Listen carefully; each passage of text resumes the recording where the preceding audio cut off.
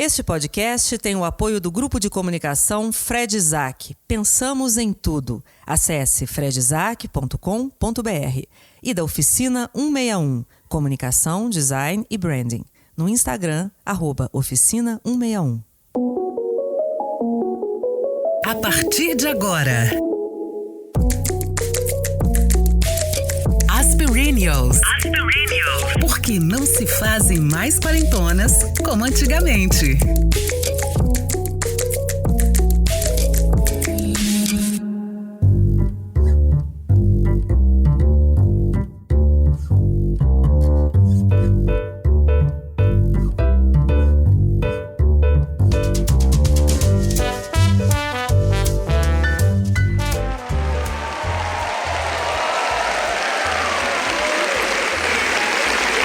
Boa noite para todas vocês, todos vocês. Sejam muito bem-vindos a mais esse projeto Sempre um Papo, que hoje, nessa edição, tem a honra de ter como convidadas Constança Pascolato, Alessandra e Consuelo Blocher. Elas estão aqui em BH para o lançamento nacional e internacional de O Fio da Trama e também, na sequência, o novo livro de Constança, A Elegância do Agora. Bom, antes da gente começar a nossa noite oficialmente, eu queria explicar por que o Grande Teatro do Palácio das Artes hoje é a casa das 7 mulheres. Como muitas de vocês já sabem, mas quem não sabe, nós somos as Perennials, Natália Dornelas, eu, Fernanda Ribeiro, Dani Zupo e Cris Guerra, que tem um projeto muito bacana de várias plataformas. Estamos no Instagram, estamos no Facebook, temos um podcast, vamos fazer um livro, plantar uma árvore, enfim, para falar sobre perennials. O que é perennials? Perennials é um termo da botânica para definir flores e plantas que vivem mais, sobrevivem mais do que as outras plantas. Pegando esse termo, que foi criado em 2017 por uma publicitária americana, Dina Pell, para definir, então, pessoas, uma brincadeira com millennials, pessoas como nós, que não se definem, que não querem se deixar definir definitivamente pela idade, pelos estereótipos da idade, pelo que o mercado muitas vezes nos impõe para que sejamos de uma forma ou de outra. Diante disso, numa conversa um dia informal entre nós, Perennials, nós chegamos à conclusão que a nossa grande musa, a nossa grande referência é Constança Pascolato.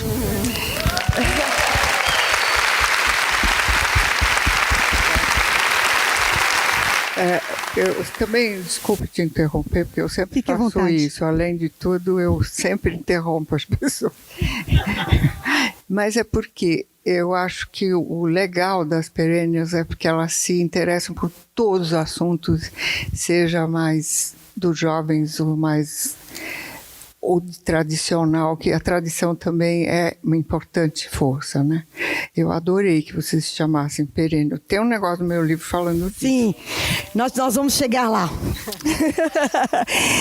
Então, gente, diante disso, nessa conversa informal que tivemos, 4 mulheres enlouquecidas, resolvemos ter a ideia de chamar Constança, que por consequência chamou Alessandra e Consuelo, também 2 representantes Perennials, para fazer esta reunião incrível aqui hoje no Palácio das Artes. Quero agradecer a Afonso Borges, que não está aqui, mas é o Projeto Sempre o Papo, que abraçou essa ideia e que eu espero que vocês realmente amem este evento, como nós já estamos amando desde, acho que tem mais de um mês que a gente está num grupo conversando e discutindo e compartilhando ideias e coisas perennials.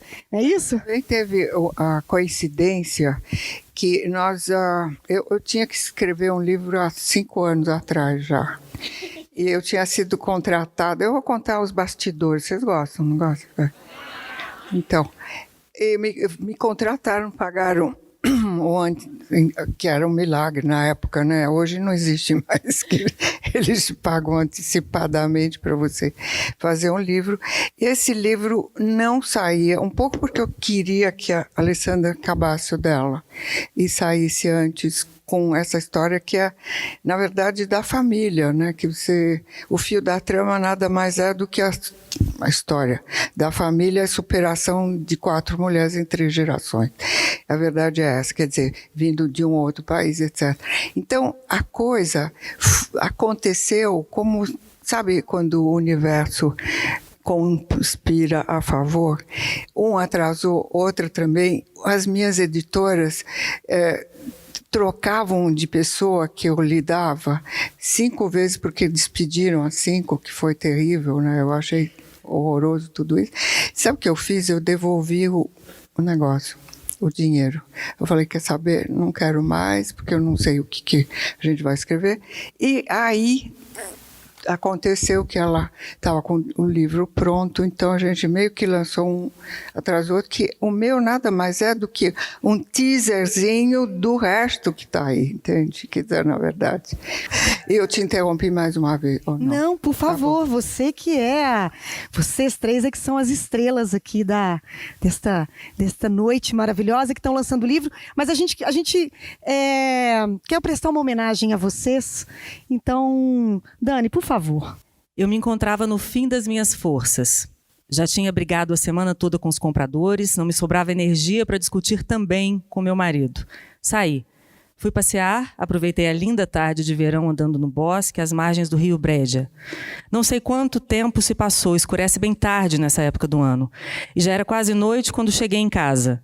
Na volta, enquanto colhia flores para enfeitar aquele apartamento cinzento, me deparei com um maço de trevos de 4 folhas. Colhi-os na esperança de que me ajudem a sair desse pesadelo e recomeçar nossa vida do outro lado do oceano.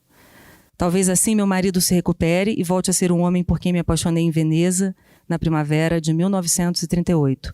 Gabriela, 7 de agosto de 1945.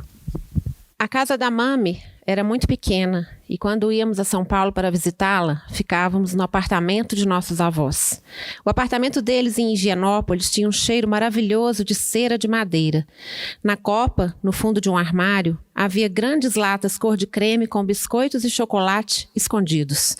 Quando nos recolhíamos para dormir, o nono contava histórias que ele mesmo inventava, ou as aventuras de um tal Ulisses, que tiravam nosso fôlego de tão emocionantes. Muitos anos depois, na escola, descobri que faziam parte da Odisseia.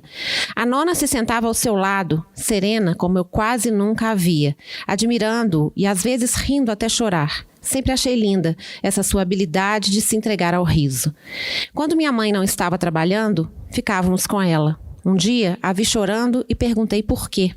Ela sempre foi muito sincera e acredito que essa característica sua tenha me feito uma pessoa mais forte e resolvida. Tentar entender a verdade por trás de mentiras é muito pior. Ela me contou que chorava porque o nono não a havia perdoado. Fiquei tão tristinha. Como nunca soube ficar quieta, na próxima oportunidade em que me encontrei a sós com meu avô, lhe perguntei por que ele não a perdoava. Me respondeu que o que ela havia feito era muito grave, mas eu o encarei e disse: mas, nono, se eu posso, você não acha que também pode? Consuelo.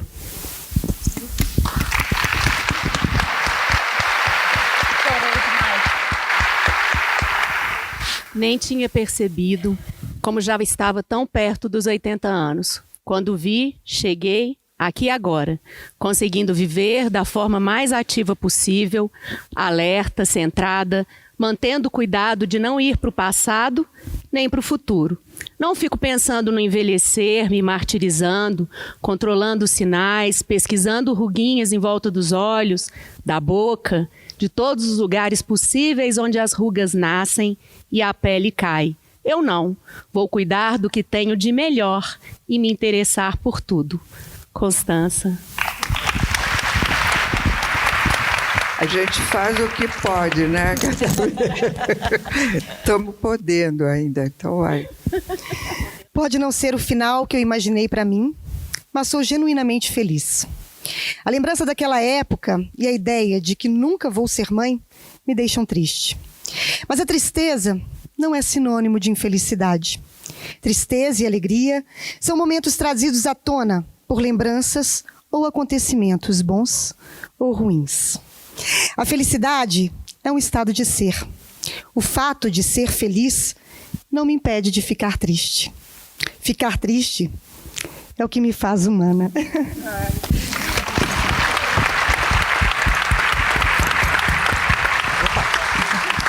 Gente, no próximo a gente vai ter um patrocínio da Kleenex. Eu queria começar perguntando para vocês o que liga, qual é o fio da trama que liga vocês além do sangue?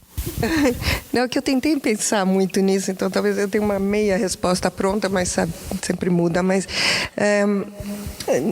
no fundo, eu acho que uma serve de exemplo para a outra, né? Eu lembro de algumas...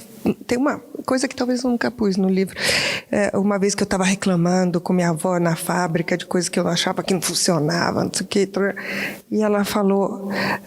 Ela foi tão forte, eu nem lembro o que foi a frase que ela falou, desculpa, mas ela só se fez entender que ela tinha ditado aquilo e que assim era, e que eu tinha que me adaptar àquilo do meu jeito. Então, eu acho que um pouco o livro tem isso, essa coisa que cada uma tem a sua história, a sua trajetória. Às vezes eu fui buscar minha independência, minha voz em lugares longes, por ter pais muito fortes, mas, no fundo, aquilo que a gente aprendeu com todos, mas numa família de mulheres muito fortes, sendo uma mulher, vai carregando de uma a outra. E eu acho que esse é o fio da trama, realmente, que nos liga. E do outro lado, eu fico pensando, não sei se exatamente essa a definição de karma, mas para cada uma de nós aconteceu alguma coisa bem chata e bem grande e que a gente teve que superar. Então, eu sempre disse, sabe, se a vovó conseguiu, ela estava numa guerra, eu tenho que conseguir esse probleminha aqui, eu tenho que superar, né? E assim foi. A mami com divórcio numa época que só se chamava de desquite, não era nem divórcio, e era muito difícil, foi ostracized, né? Ser mandada socialmente, pela família, etc. Acho que até tem muito a ver com essa passagem. Então, as superações também têm a ver com o fio da trama, que depois não acho que são problemas só nossos, né? E por isso que eu espero que seja um livro que muitas pessoas aqui consigam se ver em pedaços dele ou encontrar alguma força ou uma inspiração, mas certamente lágrimas, tanto de choro, mas também de riso, porque tem partes lindas, muito engraçadas também. Mas foi uma homenagem linda, realmente. Obrigada. Eu queria aproveitar uma carona na pergunta da Fernanda para saber da costura, né, desse fio da trama.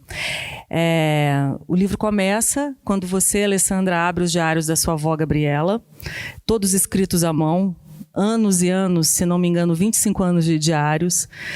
E a partir daí, o leitor vai sendo convidado a entrar nessa história através do diário dessa avó. Na segunda parte do livro, são os diários da Constância e os depoimentos de vocês duas. Então, a minha pergunta para a Alessandra é a seguinte: em que momento ficou claro para você, que me parece que é seu esse trabalho de organizar tudo isso, né? Que momento ficou claro para você que os diários iam conduzir essa narrativa, que eu acho que é alguma coisa que traz o leitor para um lugar de intimidade, e para Consuelo e Constança, se nessa leitura dessa escrita ou nessa releitura houve muitas revelações? Bom, foi uma coisa meio orgânica. Eu comecei a ler esses diários, deu um trabalhão, né? Porque a letrinha dela era pequenininha, em italiano, meio borrado. Então, tem até umas fotos, né, do diário no livro. E aí eu comecei a perceber que assim, era minha avó e tinha muitas das características dela, mas era uma outra pessoa também. Então eu achei que precisava contar a história dessa pessoa. E à medida que a história ia se desenvolvendo, eu também comecei a perceber que ela não acabava ali, né? Ela não acabava com a história de Gabriela. Quer dizer, ela ainda continua, obviamente, depois do livro, com os meus sobrinhos e priminhos, né, filhos dos meus primos.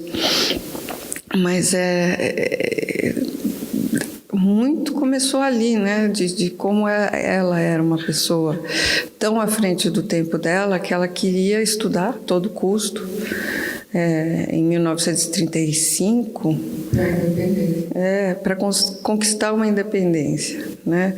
E até a mãe dela não levava muito a sério porque desde pequena, não é que aos 18 anos ela resolveu isso, desde pequena ela queria isso. E eu não sei se eu estou respondendo direito a pergunta.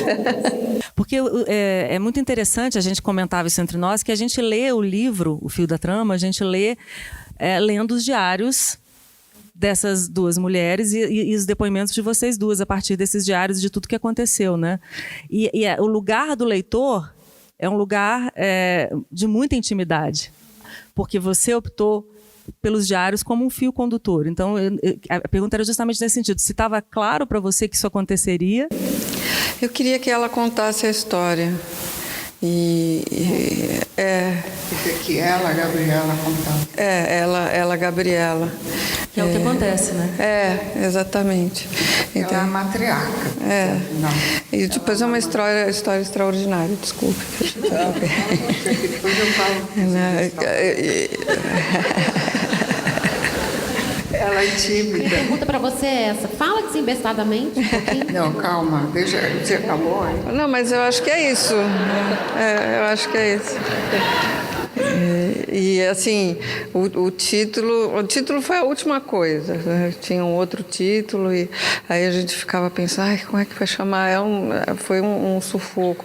Eu falei, mas tem que ter trama, porque é o tecido, porque é a narrativa, e aí foi aí. Que título maravilhoso, né? Não, foi bem legal, mas foi na última das horas também, sabe? Os dois, né? Os dois. Existe a Nossa Senhora dos Prazos. Eu garanto. Eu tenho que entregar 2 textos todo mês. Ela funciona. Maria, ela é ótima. Bom, mas e vocês entenderam mais ou menos a história. Eu acho assim, o que para mim foi mais importante, primeiro, essa menina, que é o meu bebê, porque tem 53 agora. O perene bebê. Perêneo. Ela me resgatou a minha mãe. Ou seja, minha mãe e eu, como ela já explicou várias vezes, tínhamos temperamentos muito conflitantes. Meio porque eu era meio aérea, mas eu era...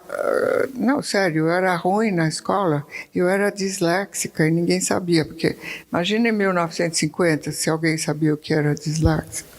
Não. Então eu era a última da classe, sempre, tanto que meu nome são 7, né? Constança Maria Teresa Aida Clotilde de Zubra. Quando chegava no fim do nome, eles tinham acabado a prova. Probleminha. Aí, aquela filha linda, porque eu estava crescendo deslumbrante, né? E assim, meio tonta, coitada. Aí, também temperamento, assim... Também minha mãe era uma batalhadora, entende? E esta menina fez isso, ou seja, resgatou. Por quê? Porque tem falas e anotações da minha mãe, falando de mim, que eu vi o quanto ela gostava de mim, sabe? Que ela me amava profundamente e tinha esse problema, não estou entendendo essa criatura que eu amo, entendeu? Que é difícil, vocês sabem isso.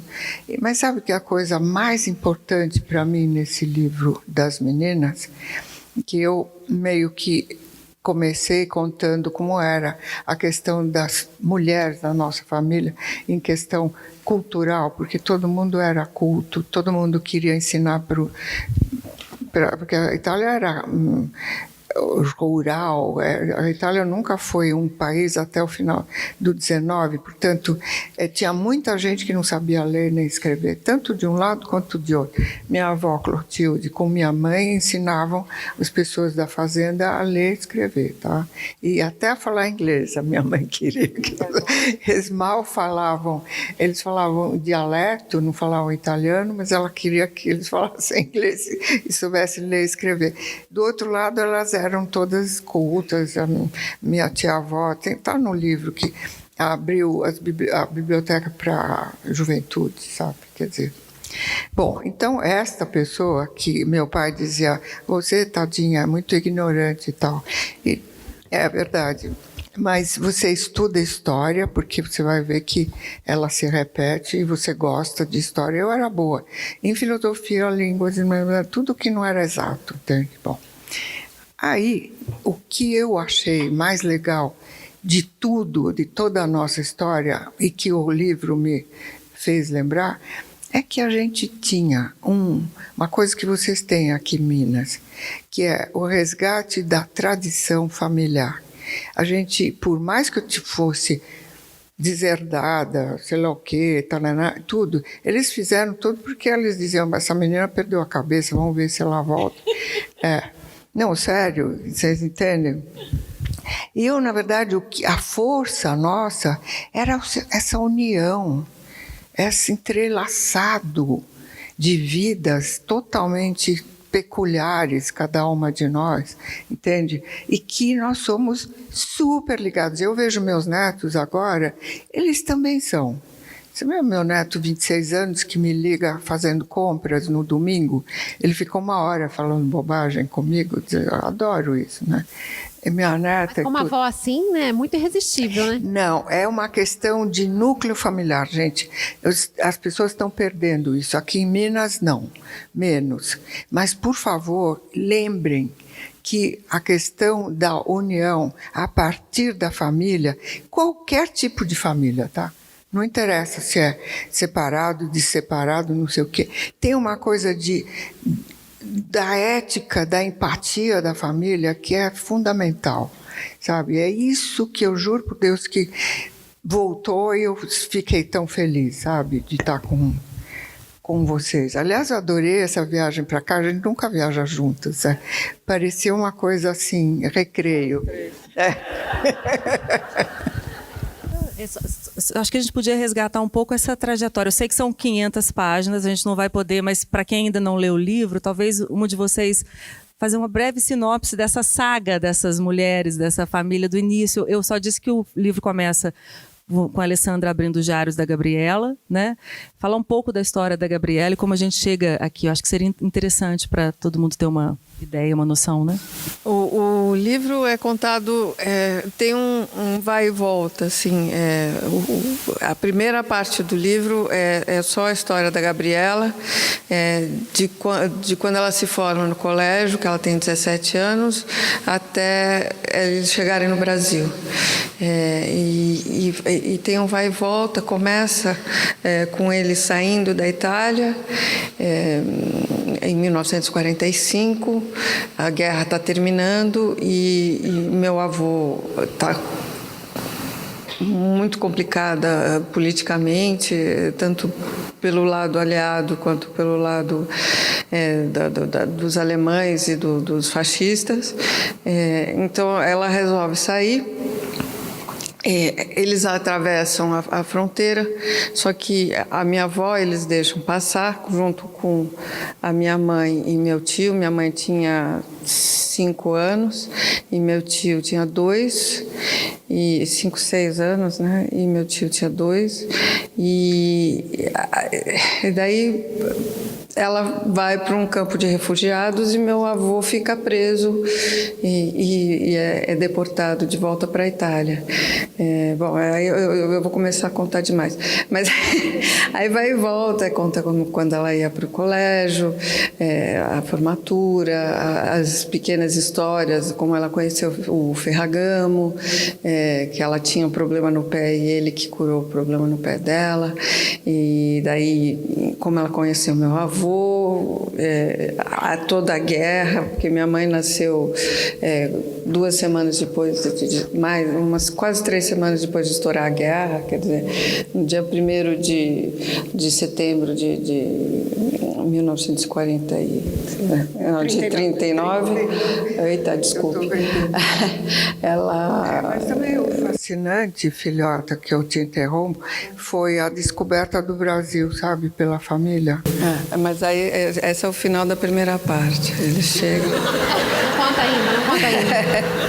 Bom, mas eu só quero contar que vocês que estão aqui no Brasil, nós chegamos em 45 e a primeira coisa que a gente viu num navio, isso eu sei porque eu estava lá também, e a gente chegou dia 22 de dezembro, né? Que foi de 45. E estava um calorão, a gente estava na... Bom, era calor. Verão no Rio. E o nosso navio, a gente chegou, a gente estava na Baía da Guanabara, aquela coisa deslumbrante, e não tinha aquelas construções. Eu lembro que a família olhou e disse, meu Deus, que verde, que coisa deslumbrante, porque é um verde diferente, né? E porque levantou uma névoa assim, pleno verão, aquela beleza. E eu me lembro que eu disse, meu Deus, como é grande, porque a Europa é pequenininha, né? A gente não tinha essa coisa gigantesca aqui. Vocês têm espaço pra caramba, né? Quer dizer, é isso que quando as pessoas ficam meio deprimidas hoje em dia, eu falei, gente, vocês têm tudo, né? E esse tamanhão. Lá na Europa a gente tá squeeze, né? Tá meio apertadinho. Talvez por isso tenha tanta maturidade também, né? Porque as condições são mais adversas e acho que as pessoas aprendem a conviver melhor. Tem que chegar lá e a história é curta de vocês, né? Tem pouco tempo. Tem que falar a verdade. O que a Consuelo pode falar de mais sexy aqui? Não, tem bastante. O que eu achei interessante da parte que, como a Alessandra escreveu, toda a parte dos diários, a Alessandra escreveu, eu escrevi minha parte, lógico, ela escreveu a dela. E foi essa coisa do primeiro, na parte da vovó, a gente, quando estuda guerras na escola, história, essa coisa, a gente não tem o ponto de vista do civil que mora lá. Essa coisa do cotidiano. Tinha telefone, eu achei, poxa, tinha já telefone. Eles iam no cinema, a roupa era feita na costureira, tudo bem, isso não é tão estranho, mas tem uma hora na guerra que ficou meio confuso quem na Itália estava ganhando, eram os chefes, né? Então passavam os aliados e falavam, a gente precisa da tua casa para ser a gente precisa desse espaço, precisamos da tua casa, então fora. Eles tinham 3, 4 dias para sair de casa. Aí iam para uma casa nova e chegavam os outros alemães e os fascistas diziam, não, a gente precisa da tua casa. E você diz, mas quem é que está no poder para poder me dizer o que fazer? Mas ao mesmo tempo, se você não sair de casa, eles vão bater em você. Então tem todo esse lado que a gente aprende, que a gente vê em primeira mão, que eu acho tão gostoso, quer dizer, o interessante da primeira parte. Além de uma menina que é feminista antes do termo existir e viver num tempo onde ela não podia ser. Então a luta dela é muito da coragem. Então, daí chega a Mami. E o que eu sempre digo, o livro inicialmente, ele era para ser o fio condutor, era para ser a moda, que não deixa de ser, mas pegou o segundo lado a coisa. Porque sempre teve moda e estilo nas nossas famílias, e não só do lado das mulheres, dos homens também, mas a gente decidiu não falar muito deles. Mas eu é que falei mais do meu pai, tadinho, porque ele era tão chiquezão. A gente tinha uma pergunta sobre os homens. Eu na verdade, estou vendo vocês falarem, mas eu estou meio que mudando um pouco a ordem de uma coisa que eu ia falar. Desculpa te interromper, agora eu que te interrompi. Posso colocar no meu currículo, interrompi Costanza. Não, mas sabe o que eu acho mais fascinante, gente? Porque eu escrevo e, para mim, é muito interessante perceber que é uma história real, contada por 4 pessoas, com seus pontos de vista. Então, a Costanza se apaixona pela Gabriela menina e consegue compreender a Gabriela de um jeito que talvez nunca tivesse compreendido. A Gabriela se torna uma grande autora mesmo não estando mais aqui. Isso é maravilhoso e eu acho que muitas pessoas vão se identificar com essa possibilidade. Quando você falou do seu resgate, minha mãe teria exatamente a sua idade. Minha mãe morreu aos 55 anos, 25 anos atrás, de câncer de mama. E eu meio que fechei o luto depois de muito tempo, depois da doença. Eu falei, não, beleza, vamos para frente. E aí vivi outros lutos. E agora, 25 anos depois de muito Theta Healing, psicanálise e outras coisas maravilhosas, abriu-se o luto. Então, quando você falou, eu estou me reconciliando com a minha mãe, porque eu percebi, assim, recentemente eu tenho notícias dela de que ela gostava, tinha orgulho de mim, e eu não tinha essa visão. Eu sempre via minha mãe falando, a crise é muito difícil, né? Então, acho que você sabe bem o que é isso, né? Não, eu tô com o meu aqui hoje. Mas, não, verdade, que tudo isso é super. Depois, a questão do homem em casa, eu queria que vocês entendessem, que talvez vocês saibam por quê. A gente tem ainda um resquício disso, mas a questão do homem ser o principal personagem de casa, o filho homem ser mais importante do que a filha mulher, é o que aconteceu com minha mãe e aconteceu com as outras minhas tias, bisavós e tal. E no meu caso, um pouco também, apesar de ela ter odiado essa questão de ter sido passado para o segundo plano, mesmo porque meu tio, ele era um bom vivant, sabe, o irmão da minha mãe, era lindíssimo, um bom vivant, ele casou-se com uma mulher deslumbrante, muito society e tudo mais, ele frequentava todo mundo, mas trabalhar mesmo, ele... Gostava muito, não. No final da vida, sim, olha, ele resgatou isso também. Porque meu avô era incrível, o pai dele, né? Quer dizer, minha mãe era uma capitã sabe, uma coisa assim, arrasa quarteirão. E meu pai, que tinha sido brilhante, cultíssimo, entendia de música, de tudo, né? Quer dizer, e tinha essa elegância ele foi severo comigo, né? Mas depois ele se despediu de mim bem doente, antes está no livro. E ele me disse, chorou para me dizer que tinha sido muito duro comigo. Eu falei, não fala isso, porque a minha vida foi muito mais divertida do que a tua, da mamãe, do meu irmão, de todo mundo. E eu continuo tendo uma vida muito mais interessante do que vocês todos. Porque eu tive que batalhar em todas as frentes. Você acha que não é mais divertido do que ter que ficar lá o tempo todo com aquela responsa? Quer dizer... Pois é. Ele me ensinou umas coisas. Então, eu deveria falar sobre moda, mas antes disso, eu queria contar para vocês que Costanza subiu ao palco de bolsa. E isso tem uma justificativa que tem tudo a ver com a história dela. Eu acho bacana isso. Não é porque está usando, gente. Ela é uma imigrante que teve que deixar o país. Fala um pouquinho disso. Eu fiquei muito tocada. Quando ela veio, eu morri de rir. Falei, gente, ela vem de bolsa. Ela falou, pera, deixa eu te contar por quê. Eu acho isso muito importante. Agora que eu consegui dizer isso na minha vida, eu não tinha conseguido até este ano. É complexo de imigrante. É sério isso aqui, mas que eu escutava o tempo todo meus pais. A gente fugiu de um lado para o outro, de um lado para o outro, durante anos, né? E finalmente passar sem documento. E minha mãe dizia, a gente está sem documento, a gente não vai conseguir para lugar nenhum, não pode, a gente sem identidade, sem documento. Eu escutando aquilo, e eu segurando aquela bonequinha, a única coisa que eu tinha, tá? E você sabe que quando eu era pequena, que eu fui para a escola, no Dante Alighieri, eu levava a lancheira e tinha um par de meia e um par de calcinhas dentro, porque eu disse, caso aconteça alguma coisa, eu vou...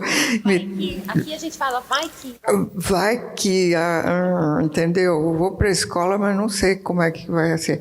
Então, até hoje, gente, eu vou eu viajo, né, bastante. Você sabe que eu durmo com minha bolsa embaixo dos cobertores. Nos hotéis. As minhas bolsas são sempre a mesma e elas se desgastam de tanto que eu convivo com elas, entendeu? Hoje é engraçado, mas você entende que é uma neura que ficou. Não, eu achei curioso, falei, gente, vamos dividir isso. E vamos falar um pouquinho de glamour nessa história toda, que é uma história, né, de momentos duros. Eu muitas vezes chorei lendo o livro, hoje mesmo, assim, porque eu queria realmente chegar até a última página. E é uma história muito emocionante, mas tem lá seus contornos de glam, né? Eu gosto muito de pensar que Ferragamo paquerava a nona, né, gente? Dona Gabriela era o crush de Ferragamo. Isso é muito divertido. Mesmo. E ela não quis, né? Ela não quis porque eu acho que não gostava. Novinha. Ela tinha 17 anos e ele era mais velho que ela. Então, e depois ela estava com essa obsessão da escola e de estudar. Ela falou, não preciso me distrair desse jeito. Mas ele gostava tanto dela que quando ele soube que a gente vinha para cá, em 45, ele ofereceu a representação da marca. Eles ficaram muito amigos, né? Muito, muito amigos. Muito. Porque aí ele já era casado. Já, mas não quer dizer nada. Ele dizia...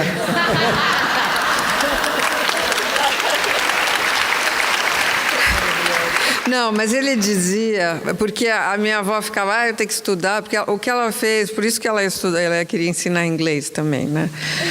Ela estudou língua e literatura inglesa, que era a paixão dela, ela era obcecada por isso. E aí o Ferragamo sempre dizia para ela, olha, tá muito bom você estudar língua e literatura, mas você é uma mulher de negócios. E ela achava uma bobagem e deu no que deu, né? Ele estava certo. Quer dizer, ela só não foi mais representação porque depois, você sabe que proibiram as importações foi bom para o Brasil, né? Quer dizer, a indústria local se desenvolveu e tal coisa, mas... A gente vai partir para uma rodada mais pessoal, mas antes eu queria... Claro. Uma coisa, já que a gente está falando da moda, só para terminar aquela coisa do fio, porque eu acho que é interessante lembrar disso quando a gente lê o livro, que a vovó chegou aqui e ela encontrou a oportunidade de ser pioneira na moda, na indústria, que ela começou com tecidos de decoração, mas depois ela entrou na moda e na época realmente não existia no Brasil isso, então ela foi pioneira na moda, na indústria. Constança, quando começa na editoria, também foi pioneira. O Brasil, não existia moda no Brasil. Ou você comprava capricho com molde, né, para fazer uma roupa, ou as roupas eram muito normais ou de elite, né? Então não tinha moda que a gente tem o prêt-à-porter. E as marcas começaram junto com ela nas revistas. Quer dizer, eu estava no lugar certo na hora certa, né? Não, mas eu estou só falando como é estranho, mas não é, mas é curioso, né? Que a vovó foi pioneira na indústria, a Constança na editoria e, de certa forma, eu não digo que eu sou pioneira, mas entre as primeiras de digital influencers também falando de moda, que depois desenvolveu em lifestyle, que seja, ou de idade, perene, o feminismo, tudo que é. Mas também foi uma novidade na moda, quando com as revistas caindo e a gente com o digital subindo. Então, estranha essas coincidências das épocas que vieram, e essas foi só nas mulheres mesmo, que o vovô ajudou, mas ele não foi pioneiro, né? Ele foi um suporte moral para a vovó e de trabalho, mas a ideia era toda dela. Então é isso que eu queria falar só, que tem de muito importante na moda aqui. E a gente fala das primeiras marcas que chegaram no Brasil na época e coisas assim. Aí, desculpa, Dani. Tem uma historinha linda do Cole Porter também, não tem? Ah, tem. Ah, é linda essa história. Que meu avô estava remando, porque ele remava, né? Era o meio de transporte dele. Em Veneza, ele era de meu avô era de Veneza, gente, tá? Ele nasceu e cresceu em Veneza e ele era uma pessoa muito atlética também. Então ele estava lá remando e ele era também um grande músico. Ele foi segundo violoncelo no Conservatório de Música de Veneza. Então ele tinha um ouvido muito bom também. Aí ele estava remando lá e de repente ele ouve de uma das janelas alguém compondo uma música. Ele começou a prestar atenção, ele achou bonita a melodia e de repente a pessoa trava. E, sabe, ele vai, tenta de um jeito, tenta de outro, ele trava. Aí meu avô, com o ouvido dele, deu um berro e falou assim, Ré sustenido. Aí a pessoa foi correndo até a janela e falou, Grazie mille, era o comporta. Tinha alugado a casa do lado dele, né? Quer dizer, lá no Canal Grande. Ré sustenido. Deixa eu perguntar uma coisa para vocês. Recentemente, eu estava terminando o livro de vocês e fui almoçar na casa da minha irmã do meio. Nós somos 3 irmãs, uma mãe e 2 sobrinhas que eu tenho. 6 mulheres. E em determinado momento, estávamos sentadas todas as 6 na cama da minha irmã. E eu olhei aquela cena e eu percebi a força do feminino na minha família. Não que os homens, não que meu pai não fosse importante, não que meus tios, meus cunhados, enfim, meu avô, mas eu vi ali a força mesmo do feminino, a casa das 6 mulheres ali. E até escrevi sobre isso, né, Consuelo, que me tocou muito o fato de eu ter percebido essa força feminina na minha família, porque eu estava lendo o livro de vocês. Porque...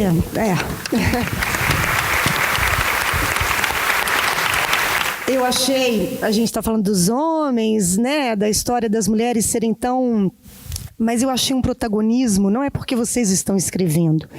Eu senti uma força feminina tão grande, tão forte, que eu tenho certeza que vai inspirar outras mulheres como eu. E eu queria que vocês falassem um pouquinho sobre se vocês têm essa consciência dessa força feminina na família de vocês, tendo vocês 4 como esse fio condutor dessa trama.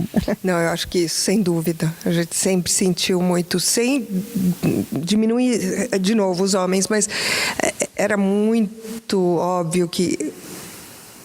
Não, eu acho assim que, sendo mulher, o caminho não pode ser um caminho masculino. Dá para fazer, mas aí você pode ter que trair alguns lados teus pessoais, né? Não sendo 100% mulher. Aquela coisa dos anos 80 de ter que usar ombreira para parecer que é homem, esse tipo de coisa, né? Então, hoje em dia a gente não precisa mais de ombreira. A gente está vivendo um momento maravilhoso de ser mulher e eu sinto muito isso nas minhas mídias digitais, porque eu fico, honestamente, todos os dias de 4 a 5 horas respondendo directs e mensagens fora e-mails, mas assim, com a leitora, né? E sinto muito essa coisa da necessidade, especialmente eu moro na Itália, mas eu sinto muito isso aqui no Brasil.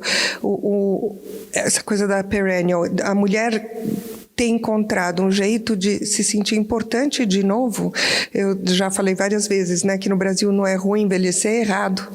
E tanto que a gente tem melhores cirurgias plásticas e tudo isso. Então, é aquela coisa que eu tenho falado muito sobre isso, eu não sei se eu estou me repetindo, mas...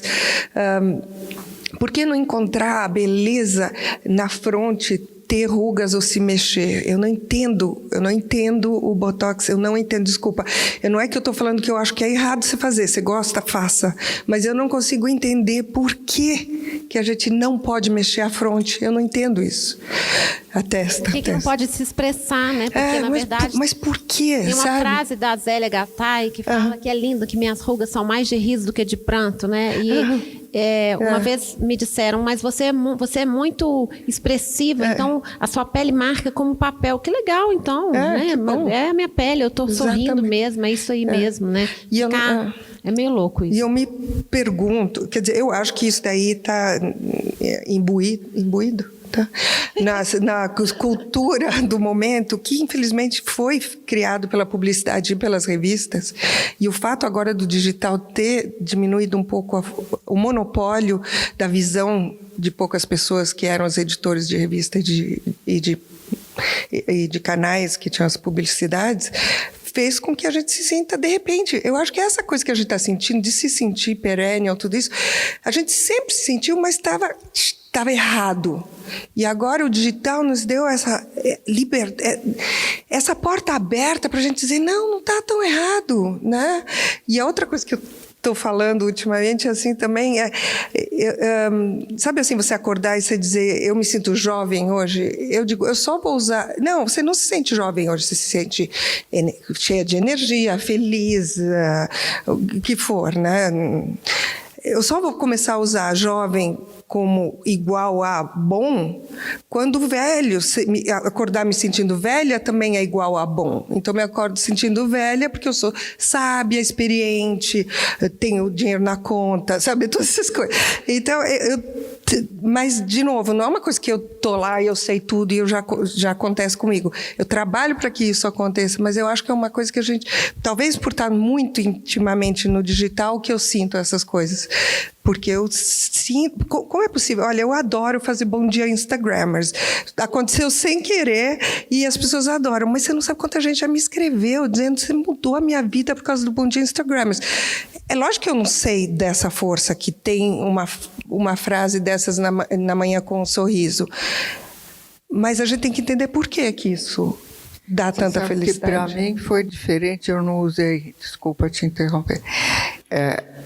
A questão digital, mas tem uma frase no meu livro, né, que diz, até os 60 você é jovem, depois você é adulta.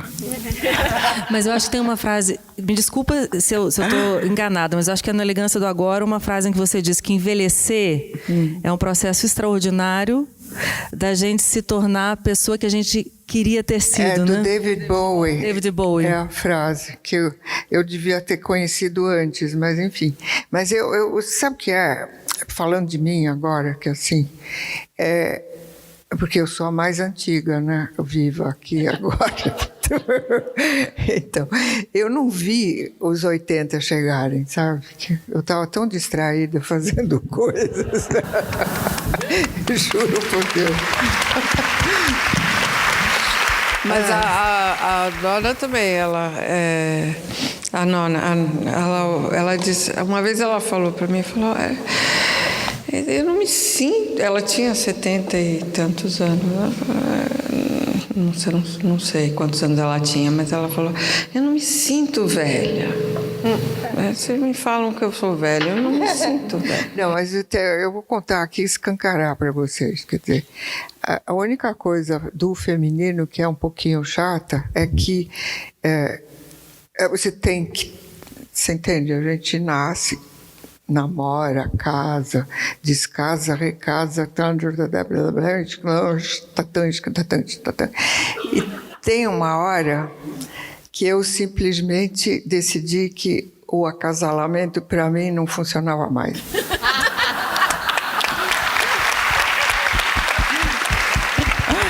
E o pior é que tem gente, sobretudo mulheres, com todo respeito, que querem me convencer que não. Eu disse, gente, a pele com coceira, urticária, o negócio... Mas sabe, sexy, come on, né? Quer dizer, não dá mais, né? E isso aconteceu com 61 anos para mim, que eu, infelizmente, tive que dizer adeus para uma pessoa que era maravilhosa aqui, que eu fiquei 6 anos, que era o Nelson Mota, e que me ensinou muita coisa. Daí, 2 anos depois, eu me apaixonei pelo braço do meu professor de filosofia. Quer dizer, eu via de longe, mas enfim, vocês entendem. Te juro por Deus, eu falei, será que ainda tem os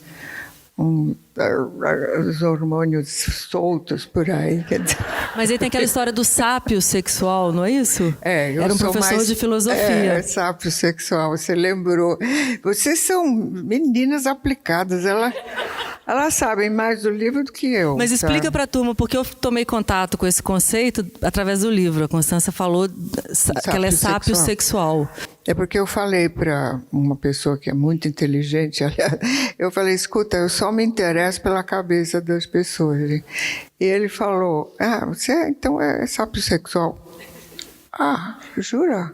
Então eu fui procurar no Google e aí eu descobri que era sábio. E, de fato, eu sou meio assim. A inteligência é um excelente afrodisíaco, né? Eu acho, assim, acho que é o mais perfeito. Depende de quem você é, né, minha filha? Também, com todo respeito.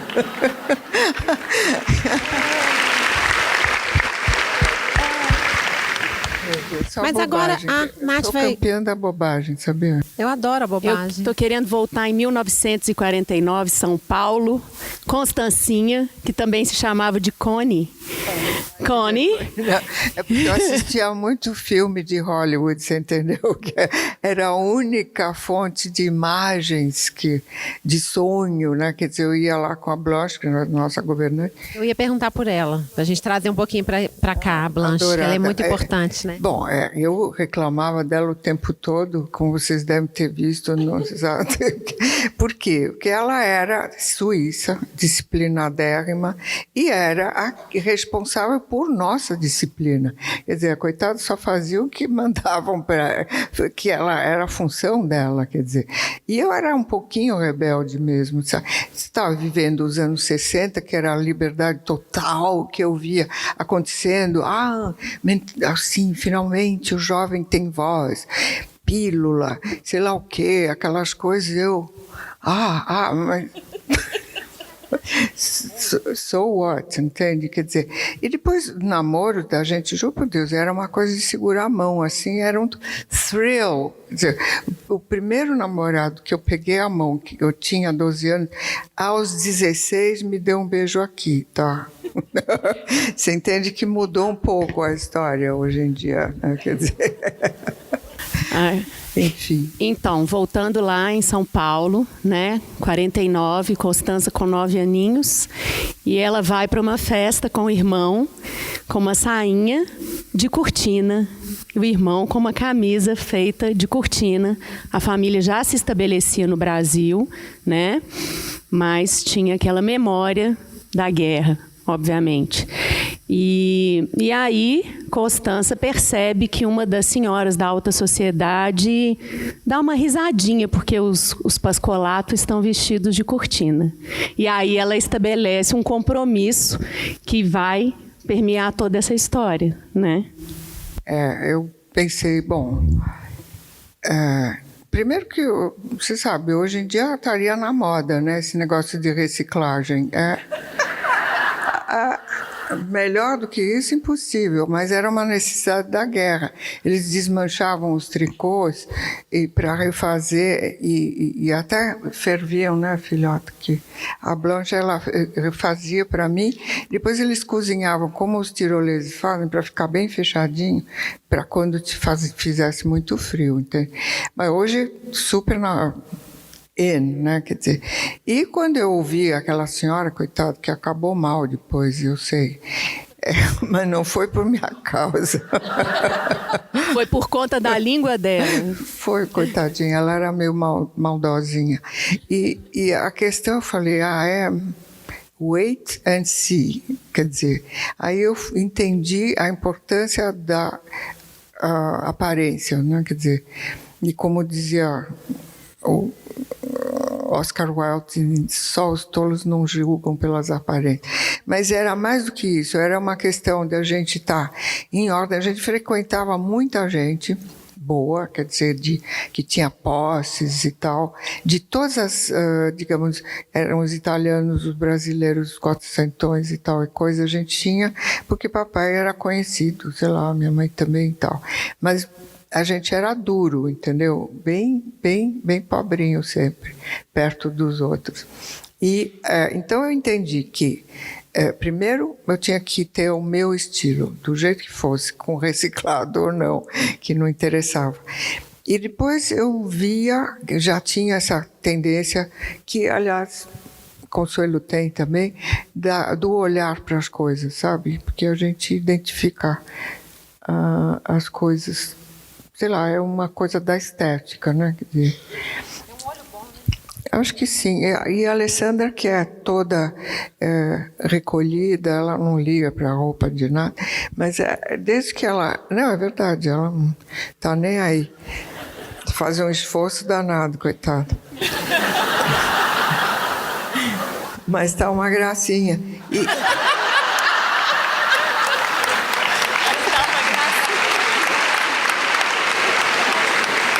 E vocês querem saber uma coisa? Desde que ela acabou o livro, ela está se vestindo melhor. Não é? É que eu ganho muita roupa dela. É porque as histórias começam a se misturar. Você passa a carregar a história da outra. Isso aqui é tão bonito nessa troca, né? É muito lindo esse livro. Não, mas ela, quer dizer, antes ela também ganhava, só que o resultado não era exatamente igual. Eu estou dizendo que ela está... na verdade, é uma espécie de catarse da Alessandra, que é uma tímida, tá?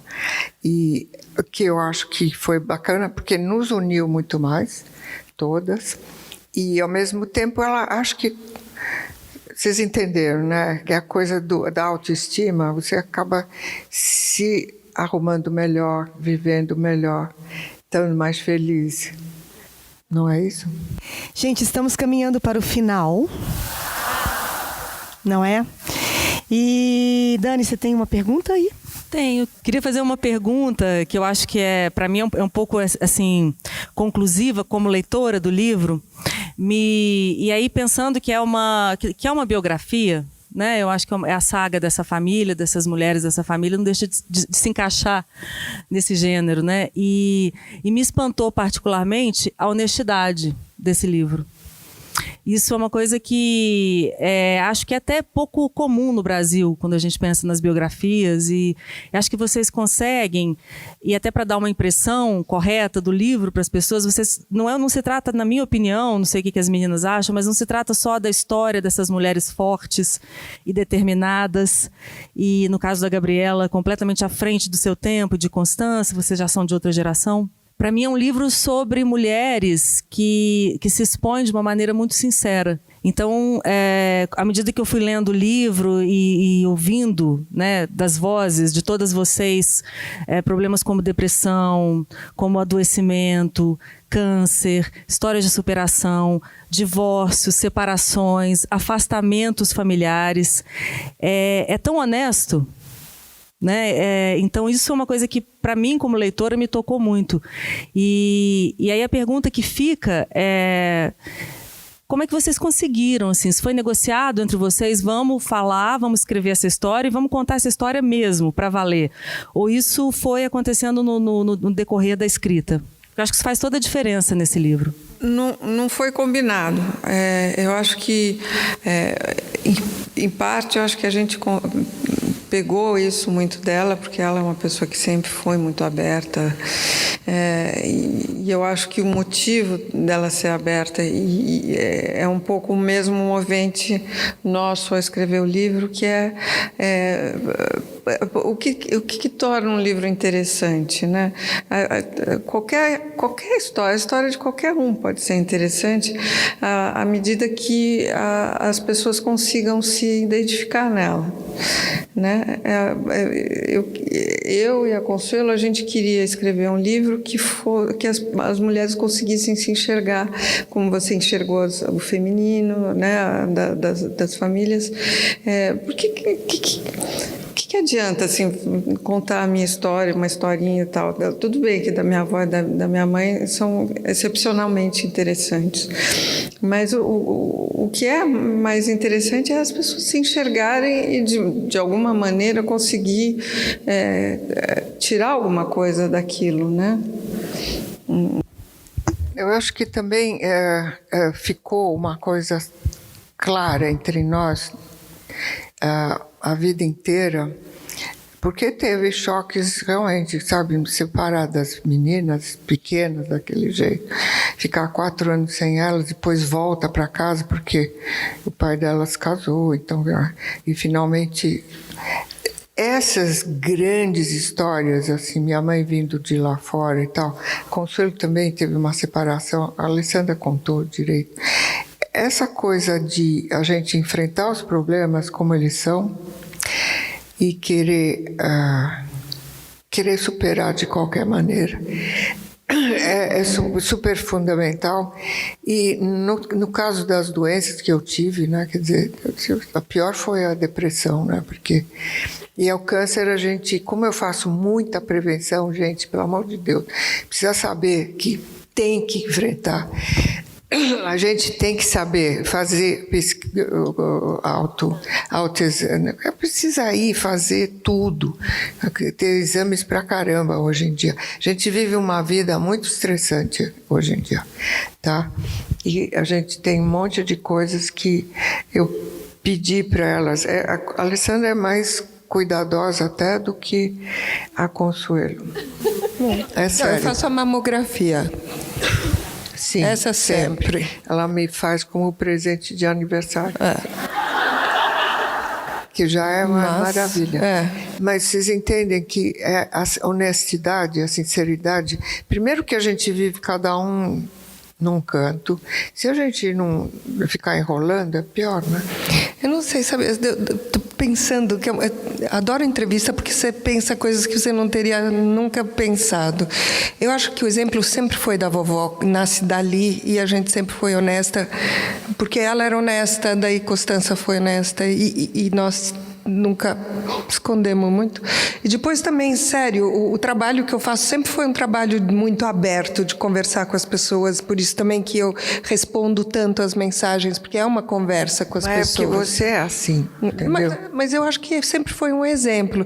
Mas o que eu queria falar um pouco do backstage de escrever desse livro, a gente conversava enquanto estava escrevendo o livro, especialmente as nossas partes, porque, lógico, o diário foi um trabalho enorme que a Alessandra fez sozinha.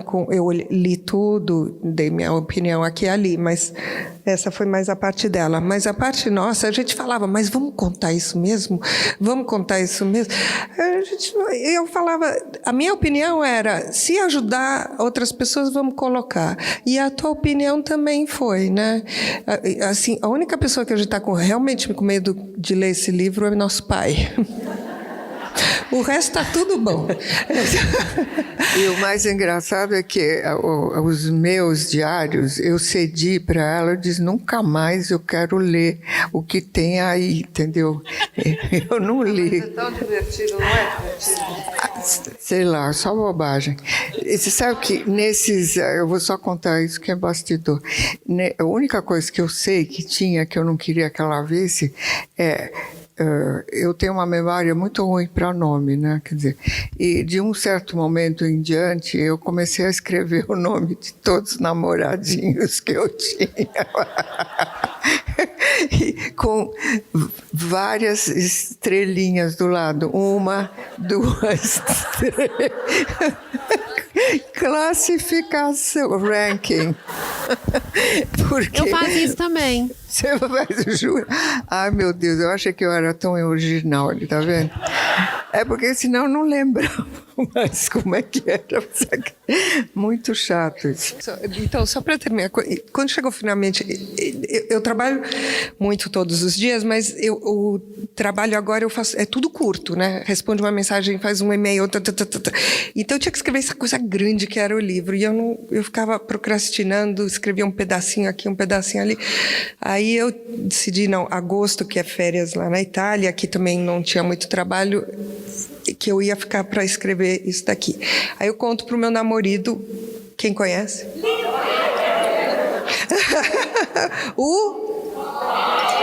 Obrigada. Então, eu conto para ele, que é um italiano, né? E diz, agosto a gente não vai viajar. Italiano tem síndrome de Marco Polo, eu chamo. Eles precisam viajar, não tire as férias dos italianos. Então eu compensei falando para ele que a gente não ia viajar e que a gente ia experimentar todos os restaurantes de peixe de Florença, e foi muito divertida essa parte. E a outra coisa que eu faço, eu não consigo trabalhar de dia. Eu fico sentada na frente do computador, invento qualquer coisa para fazer menos o que eu tenho que fazer. E lá pela meia-noite eu começo. E acabava todo dia umas 5, 6 da manhã. Era verão, então era gostoso. Eu ia fechar as persianas. E era aquela época que tinha a lua vermelha. Lembra? Então, todo dia eu escrevia, eu ia dormir lá pelas 5, 6 da manhã, e eu via a lua se pôr, e a lua era gigante vermelha.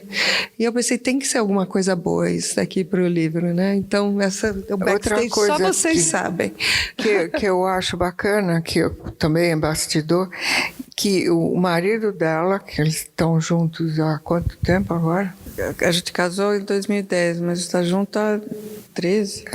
Ele leu antes de ser publicado. Ele ficou tão emocionado que eu vi que ele gostava mesmo dela, entendeu? E eu fiquei muito feliz, né? Posso fazer uma última? Por favor. Fazer uma homenagem aos homens, né? Porque assim, a minha avó era excepcional, mas ela também conseguiu fazer tudo que ela queria porque meu avô deixava. É verdade. Ele não só deixava, como eu achava ela extraordinária. Ele era apaixonado por ela até até morrer, né? E ele dizia que até gostava dos ataques que ela tinha, porque minha avó tinha uns ataques que ela era, né? E ele achava que ela parecia uma criancinha e vivia em uma ternura. É um amor. E aí o nosso pai também. O nosso pai foi com a gente foi uma pessoa que sempre estava lá, sempre nos apoiou. E ele tem um ditado, ele adora um ditado, que é um ditado que vinha... Quando a gente era pequena, não sei se vocês lembram, tinha os caminhões, tinham sempre aquela borrachinha embaixo, assim, que tinha os ditados fantásticos. Agora, infelizmente, sumiram. E tinha um que ele ama até hoje, que era assim: a vida é um sutiã, mete os peitos.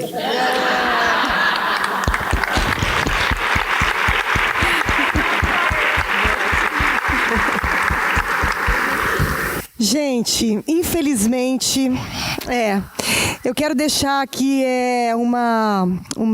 na verdade não é um ditado, não é uma citação, não sei nem como é que é direito, que quando você pede muito para o universo alguma coisa, passa um anjo, é bem capaz dele escutar e realizar os seus desejos. Estar aqui com vocês hoje é o anjo que nos escutou quando estávamos conversando para participar com vocês.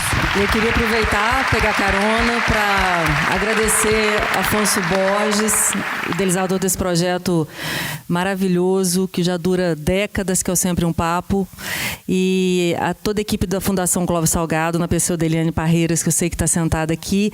É um privilégio a gente pisar esse palco sagrado de Minas, que é o Grande Teatro do Palácio das Artes. Para a gente é uma grande honra também, então muito obrigada. E agradecer também a presença de vocês aqui. Obrigada pela presença. Obrigada, gente. Boa noite, Instagram. Boa noite, Instagrammers.